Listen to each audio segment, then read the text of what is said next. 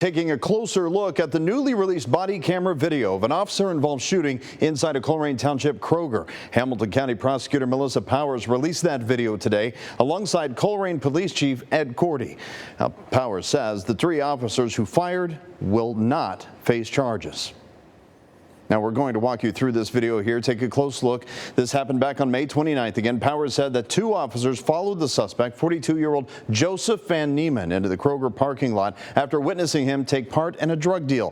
From there, the video shows Van Nieman point his gun at officers. Powers says Officer Brian Huntington shot first.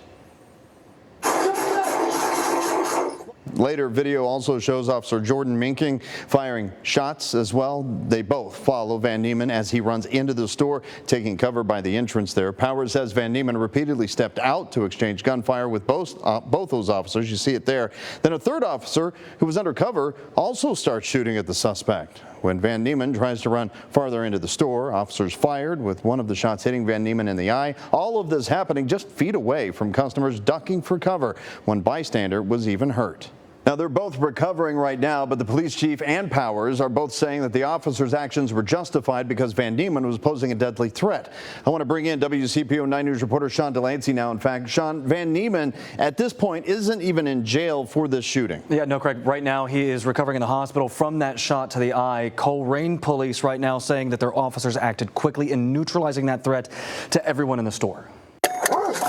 From the moment of contact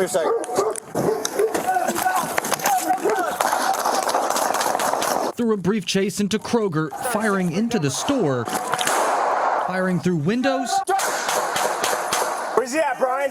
He's got to do it. To the shot that hits suspect Joseph Van Nieman in the eye, only 44 seconds pass. A chaotic moment that ends with a second man, you can see here, hit police say by shrapnel. The other one is alert, talking to us, shot in the leg. And then you think you might have got shot down here in your knee? Hey, was he shooting inside or who was? He was shooting from this spot right here. It's not clear how that bystander was injured, but to see if any gunfire into a crowded store is justified, I checked the Colerain Township use of force policy. In black and white, it says officers are not required to retreat in lieu of the justifiable use of deadly physical force.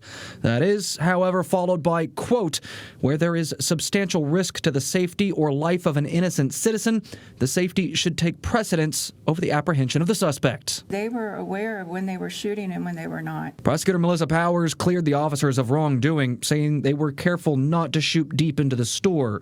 Colerain Township Police Chief Ed Cordie stood with his department. At no time when a round is being discharged should we ever back down. You know, we're asked to be guardians, we're asked to be warriors. There's days that we should be protectors, and there's days that we have to stop a threat. Chief Cordie says that's exactly what his officers did. They're on leave as the investigation continues, and Van Nieman is expected to survive and face his day in court. Sean Delancey, WCPO 9 News.